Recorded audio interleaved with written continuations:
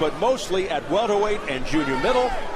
Like Braithwaite, switches back and forth. Only Jones is a righty who switches to lefty. Braithwaite's a natural southpaw.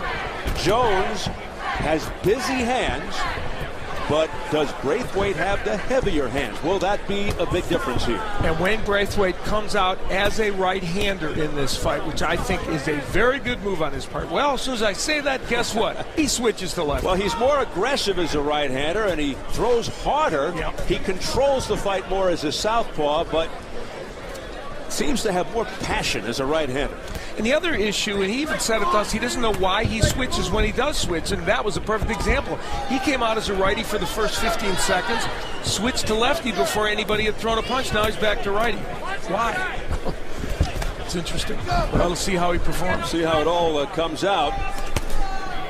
Both guys targeting IBF champ O'Neal Bell. Then WBC, WBA champ Jean-Marc Mormec. Braithwaite wants Mormec again badly, but he's got to get by Guillermo Jones here tonight. Now there's those right hands by Jones. He can land those, and they knocked out Kelvin Davis, and he already stunned Braithwaite with it. Braithwaite just trying to hang on. Boy, he had Braithwaite off balance. Jones with another heavy right hand. He's landing these shots. And back comes Braithwaite with an overhand right. And where does Braithwaite not want to be against the rope? So the two good things that could happen to Guillermo Jones have happened in round one. Well, Lennox Blackmore, his new trainer, trying to teach him to punch his way off the ropes. And Guillermo Jones just all over Braithwaite. Now back comes Braithwaite. But that jab, followed by the right hand, is connecting for Jones. Again, it's Braithwaite against the ropes, trying to hold on.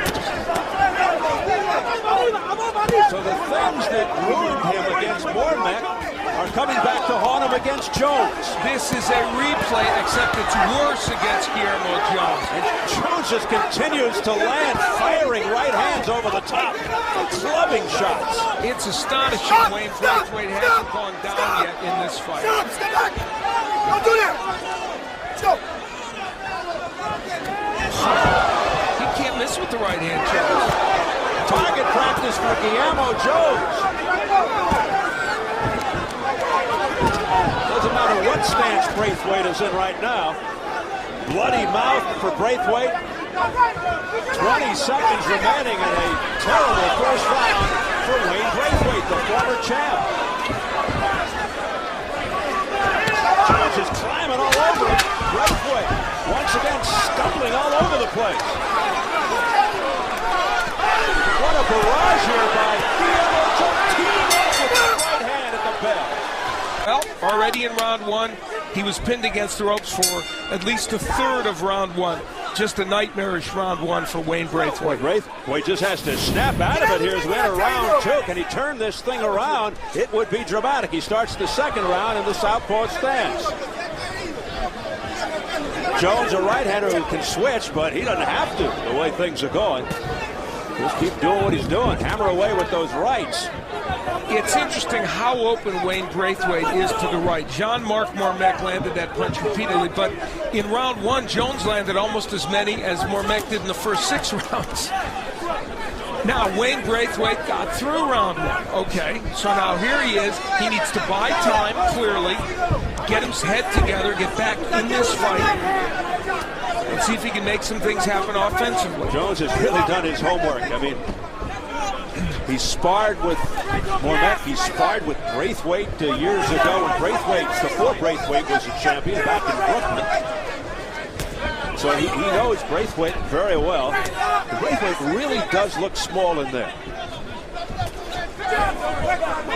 And interestingly, here's Jones, who came all the way up from welterweight, started at 147 in his pro career. Here he is up to right around 200. They call him the incredible expanding man.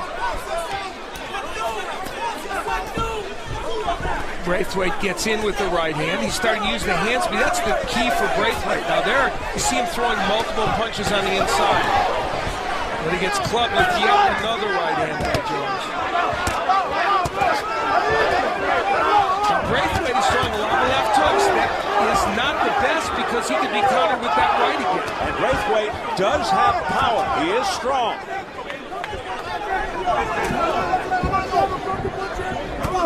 Braithwaite normally a fast starter, but wow, was that neutralized by Jones. 15 of Braithwaite's last 16 wins by knockout. And actually, against Mormek, his first round or two wasn't bad for Wayne Braithwaite, but then it went south on him. Here, just the opposite. Jones stalking, 5-1-1 since moving up to cruiserweight. His lone defeat in that span 2 fights ago. A very close split decision to #1 contender Steve Cunningham, who won a unanimous decision earlier tonight over former IBF champ Kelvin Davis to remain undefeated. Yeah, the same Davis that Jones beat in his last fight to get this important fight. Now Braithwaite in a bad posture on the ropes. He's throwing punches off the ropes, but he needs to make this fight in the center of the ring, which he is now. Referee, the no-nonsense Jim Billers out of Youngstown, Ohio. Later, the Spanish-spoken in Jones' corner, Antonio Armstrong, with Jones for a couple of years out of Panama City. Lennox Blackmore, very animated in the corner of Wayne Braithwaite. What was the last thing they told Wayne Braithwaite? Be on your right side. Be a righty. What is he? He's a lefty. Unbelievable. That's amazing. He has a mental block about this. He really does. And you'd think it's really interesting. He's more effective as a righty. He just is. And he said the biggest mistake he made against Mormek was underestimating the strength of Mormek. And he said he'd never do that again. However, he could have countered that strength, that power, if we think if he had fought more out of the right-handed stance. Now he's back to righty, and when he uses multiple punches, throws combinations, look how effective he can be. Landed a good right hand against Jones. He's able to push Jones back. And did he tell us he's more comfortable as a right-hander? Yes, it's really interesting. Jones inexplicably headed backwards. Maybe a couple of his punches hurt him. And why does Braithwaite switch back to lefty? That's fascinating. It really is amazing. Having certainly a better third round, though. Braithwaite in the southpaw stance. Braithwaite 21-1 with 17 knockouts, an 8-year pro. Jones, a 12-year pro, 32-3-2, 25 knockouts. Braithwaite in the green, Jones in the white.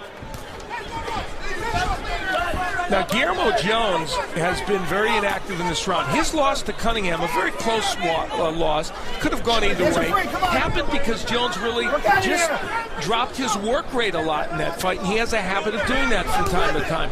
We see it happening here. He's just not punching enough. I thought he beat Johnny Nelson over in England. Oh, my, yes. And that was a terrible decision, yeah.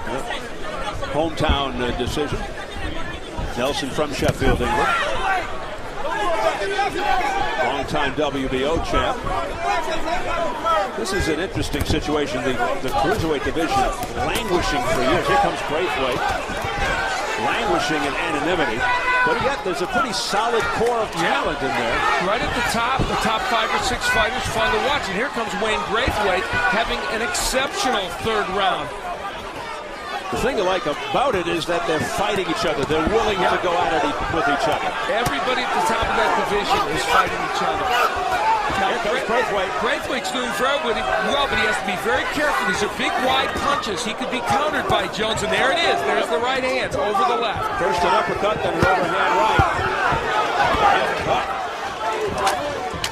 by Braithwaite. That time it was a left hook because he's on the right-handed stance. Good right by Braithwaite. Braithwaite got it on there towards the end of the right hand. More than a subtle change here in this fight. You sense the urgency in the Jones corner. A lot of screaming and hollering.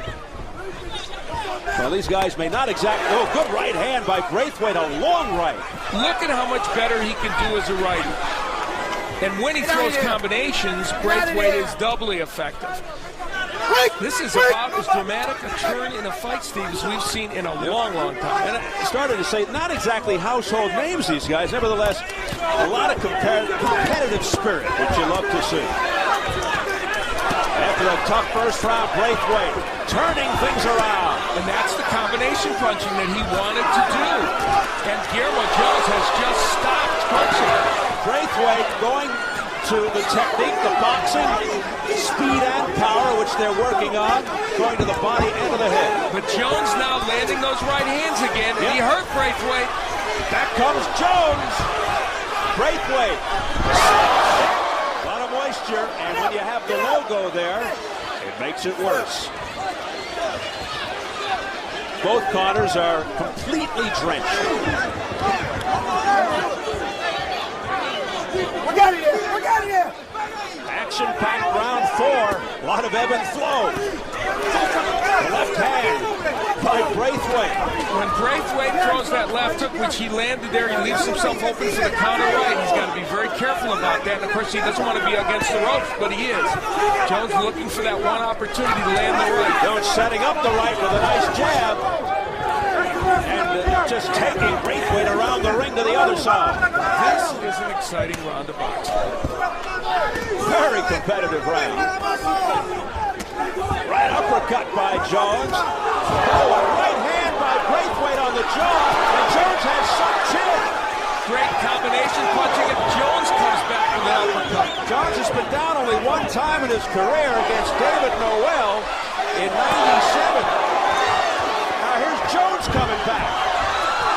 Braithwaite lost his balance, holding on to the ropes, which is illegal, and Jones all over Braithwaite. Show me something!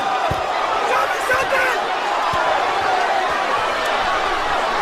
I think he stopped the fight.